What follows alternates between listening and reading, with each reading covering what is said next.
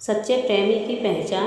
एक राजा और 3 रानियों की कहानी। एक समय की बात है, एक राज्य में एक राजा राज्य करता था। राजा के 3 रानियां थीं जिनसे राजा बेहद प्रेम करता था, किंतु पहली रानी के अधिक सुंदर होने के कारण राजा उसे अधिक प्रेम करता था तथा उसे अधिक समय देता था।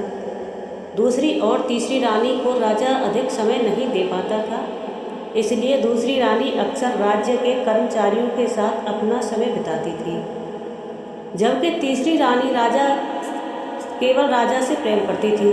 राजा चाहे कम समय ही दे, लेकिन वह उसे छोड़कर किसी पर पुरुष का चिंतन नहीं करती थी।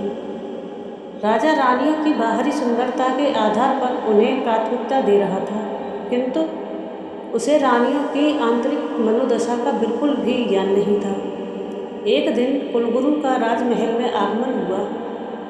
वह किसी आवश्यक कार्यवश राजा से मिलने आए थे। तब महाराज पहली रानी के साथ अपने हरम में थे। कुलगुरु को आते देख तीसरी रानी ने उनका स्वागत किया और उन्हें अतिथि कक्ष में बिठाया और महाराज को सूचना करने के लिए सेवक भेज दिया।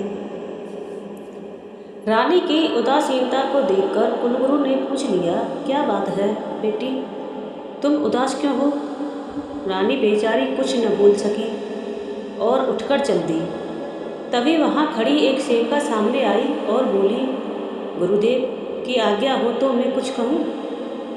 कुलगुरु ने संकेत से स्वीकृति दे दी। सेविका बोली, गुरुदेव आपको तो पता है महाराज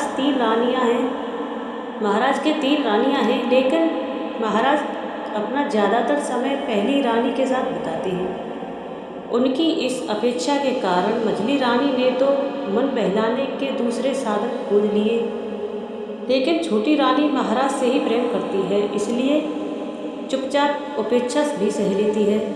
सेविका की यह बात सुनकर कुलगुरु सारा माजरा समझ गए। इतने में राजा भी आ गया। राजा ने कुलगुरु को प्रणाम किया और आसन ग्रहण किया। कुलगुरु बोले, राजन, मुझे लगता है आपके जीवन में एक महत्वपूर्ण अध्याय सीखना बाकी रह गया है। राजा बोला, यदि आपको लगता है गुरुदेव तो अवश्य सीखूंगा। बताइए यह अध्याय क्या है?